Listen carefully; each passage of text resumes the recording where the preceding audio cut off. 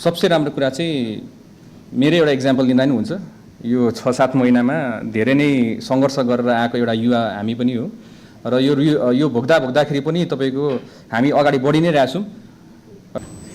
यसको बारेमा चाहिँ हाम्रो 3 तहको सरकार मिलेर हामीले काम गर्नुपर्ने हुन्छ। यो अभियसली मेन्टल हेल्थको कुरा छ। यसमा चाहिँ हाम्रो सबैजनाको अहिले धेरै हाम्रो देशले धेरै कुरा भोगेर आएको छौँ हामीले। त्यही भएर अहिले चाहिँ अब युवा माझमा पनि अहिले त्यही अनुसारको तपाईँको मेन्टल हेल्थमा अलिकति दबाव पनि सृजना भएको छ, त्यही अनुसारमा निराशा पनि सृजना भएको छ। यसको लागि हामीले 3 तहको सरकार मिलेर हामीले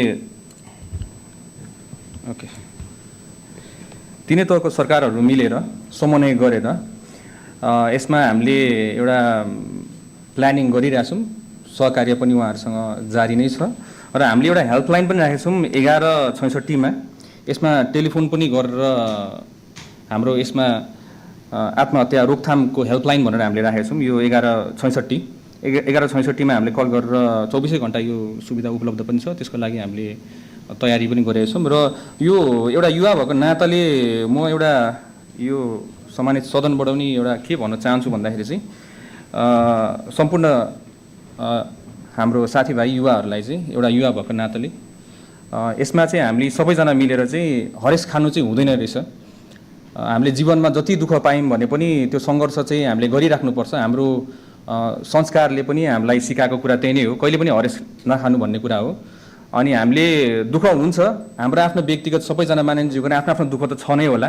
दुःख नभएको त मान्छे नै हुँदैन यो संसारमा होइन। तर त्यो दुःखलाई चाहिँ हामीले आफ्नो अपनत्व गरेर त्यसलाई चाहिँ आफ्नो बल बनाएर त्यसलाई चाहिँ अगाडि बढाउनु पर्छ र युवा वर्गहरूलाई चाहिँ अब हामीले त्यही अनुसारमा खेलकुदहरूमा अलिकति केन्द्रित भएर त्यसमा चाहिँ अलिक सुविधाहरू बढाउने होइन। अरू गेम्सहरूमा भयो होइन, युवाहरूलाई अरू टेक्नोलोजीहरूमा चाहिँ अलिकति हामीले चाहिँ यसमा डाइभर्ट गर्नलाई हाम्रो खेलकुद मन्त्रालयले पनि त्यही अनुसार बजेट पनि छुटाउनु भएको छ होइन।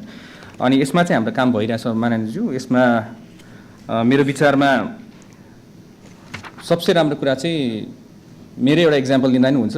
यो 6-7 महिनामा धेरै नै सङ्घर्ष गरेर आएको एउटा युवा हामी पनि हो र यो भोग्दाखेरि पनि तपाईँको हामी अगाडि बढी नै रहेछौँ र दुःखलाई चाहिँ अपनत्व गरेर चाहिँ हामी अगाडि बढ्नुपर्छ भन्ने चाहिँ म एउटा सन्देश पनि दिन चाहन्छु यो सम्मानित सदन मार्फतबाट। र हामीले अहिले यो भनिहाल्यो माननीयज्यू, यसमा चाहिँ हामीले 3 तहको सरकार मिलेर चाहिँ हामीले यसमा काम गरिरहेछौँ। समन्वय पनि त्यही अनुसारमा, सहकार्य पनि त्यही अनुसारमा भएको छ। हजुर धन्यवाद हजुर।